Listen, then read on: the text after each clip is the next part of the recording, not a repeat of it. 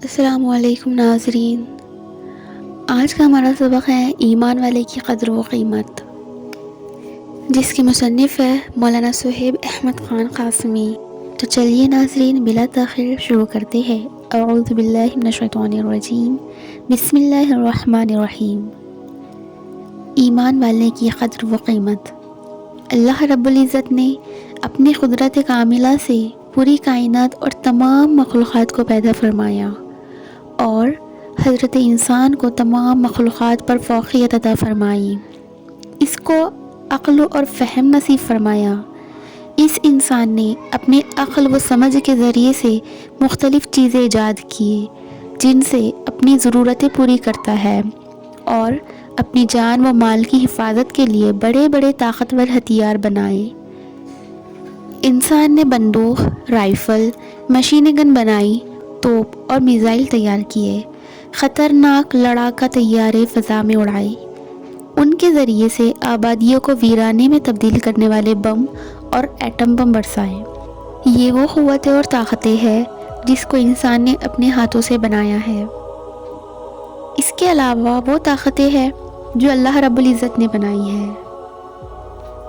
زمین ہے کہ اگر اللہ تعالیٰ زمین کو زلزلے کے ذریعے ہلا دے یا اس کو پھاڑ کر بڑی بڑی بلڈنگوں اور مضبوط عمارتوں میں رہنے والے انسانوں کو دھسا دے تو ساری دنیا کی طاقت والے مل کر خدا کی اس طاقت کا مقابلہ نہیں کر سکتے۔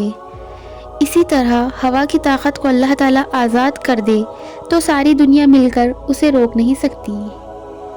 قوم عاد جو اس زمین پر بہت طاقتور قوم تھی، جن کے قد 60 ہاتھ کے ہوتے تھے، جب ان کی نافرمانی حد سے بڑھی تو ان پر ہوا کا عذاب آیا اور ہوا کے خزانے سے ایک سوراخ انگلی کے برابر کھولا گیا تو ہوا نے اتنے بڑے بڑے جسم والوں کو فضا میں اڑا اڑا کر زمین پر پٹکا، جس سے ان کے جسم کے چیچڑے ہو گئے۔ پانی کی طاقت کو اگر خدا برسانا شروع کر دے تو بتلاؤ کون سی طاقت ہے جو اسے روک دے؟ جیسے قوم نوح کو پانی میں ڈوبو کر خدا نے ہلاک کر دیا، اسی طرح آگ کی طاقت کو خدا تعالیٰ آزاد کر دے تو بتلاؤ دنیا کا کیا بنے گا؟ ہے کوئی جو ساری دنیا میں لگی ہوئی آگ کو بجھا دے؟ بعض مرتبہ زمین سے آگ کا لاوا پھوٹتا ہے جو انسان کے قابو سے باہر ہو جاتا ہے۔ غرض کہ خدا تعالیٰ کی وہ طاقتیں ہیں جو زمین سے متعلق ہے، لیکن آسمان کی طاقت ستاروں اور سیاروں کی طاقتیں اس سے بڑی ہے۔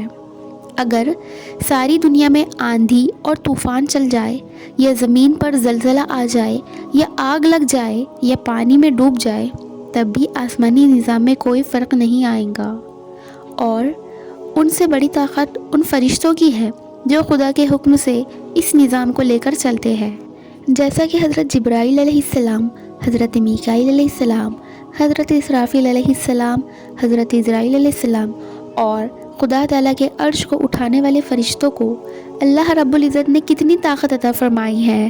عرش کے اٹھانے والے فرشتوں کا حال تو عجیب ہے۔ حدیث میں آتا ہے ان کا سر عرش سے ٹکا ہوا ہے اور پیر 7ویں زمین میں ہے، ان کی ایڑی سے ٹخنوں تک کا فاصلہ 500 سال کا ہے، سر کے اوپری حصے سے کانوں تک کا فاصلہ 500 سال کا ہے، کانوں سے گردن تک کا فاصلہ 700 سال کا ہے۔ اب ہم سوچیں کہ ان کے بقیہ جسم کا کیا حال ہوگا۔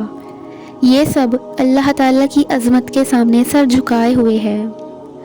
انہی فرشتوں میں حضرت اسرافیل علیہ السلام بھی ہے جو قیامت میں سور پھونکیں گے، اور انہوں نے سور منہ میں لے رکھا ہے۔ اس سور کا منہ اتنا بڑا ہے جتنا زمین و آسمان کے درمیان کا خالی حصہ ہے۔ جب حضرت اسرافیل علیہ السلام کا منہ اتنا بڑا ہے کہ اس میں اتنا بڑا سور ہے تو جسم کتنا بڑا ہوگا، اور جب اللہ کے حکم سے سور پھونکیں گے تو تمام زمین و آسمان، چاند، ستارے، سیارے ٹوٹ پھوٹ کر تباہ و برباد ہو جائیں گے۔ اسی لیے ہم سوچیں کہ جس فرشتے کی پھونک میں اتنی طاقت ہے تو پورے جسم میں کتنی طاقت ہوگی۔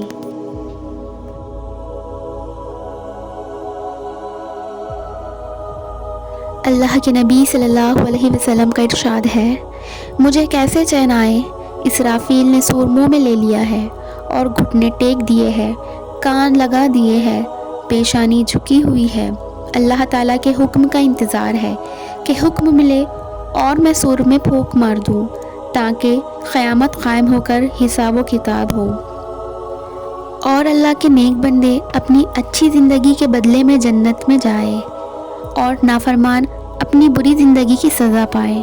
لیکن اللہ کے نبی صلی اللہ علیہ وسلم نے یہ بھی فرمایا، لا تقوم الساعة حتى يقال فی الارض اللہ اللہ، قیامت اس وقت تک قائم نہیں ہوگی جب تک اس روئے زمین پر ایک بھی اللہ کا بندہ اللہ رب العزت کو یاد کرتا رہے گا۔ یعنی حضرت اسرافیل علیہ السلام اس وقت تک سور میں پھونک نہیں مار سکتے جب تک ایک بھی ایمان والا زندہ ہے۔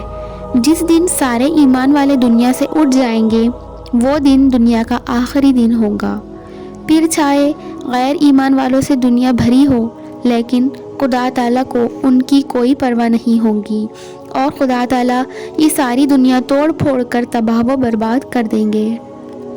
اب ہم سوچیں ایمان والا خدا تعالیٰ کی نگاہ میں کتنا قیمتی ہے۔ کیا ہم نے دنیا میں کبھی دیکھا ہے کہ ایک آدمی کے لیے پورا نظام چلایا جاتا ہو؟ کیا ایک آدمی کے لیے پوری بس چلائی جاتی ہے؟ کیا ایک آدمی کے لیے پوری ریل گاڑی چلتی ہے؟ کیا صرف ایک آدمی کے لیے پورا ہوائی جہاز اڑایا جاتا ہے؟ کیا صرف ایک کام کرنے والے کے لیے کوئی بڑی فیکٹری کھولی جاتی ہے؟ غرض کہ جو نظام سینکڑوں ہزاروں کے لیے چلتا ہو صرف ایک آدمی کے لیے نہیں چلایا جاتا۔ لیکن ایمان والے کی اللہ کی بارگاہ میں کتنی قدر و قیمت ہے کہ صرف اس ایک کلمے گو کے احترام میں ساتوں زمین، ساتوں آسمان، چاند، سورج، ستارے، بارش اور ہوا کا نظام اللہ تعالیٰ باقی رکھیں گے۔ اب ہم سوچیں کہ ایمان والے کا کتنا بڑا مقام ہے، اور اگر یہ ایمان والا اللہ کے حکموں کو مان کر زندگی گزارے تو کتنا قیمتی بن جائے گا۔ لہٰذا آج ہم طے کریں کہ ہر حال میں اللہ رب العزت کی اطاعت اور بندگی کریں گے انشاءاللہ۔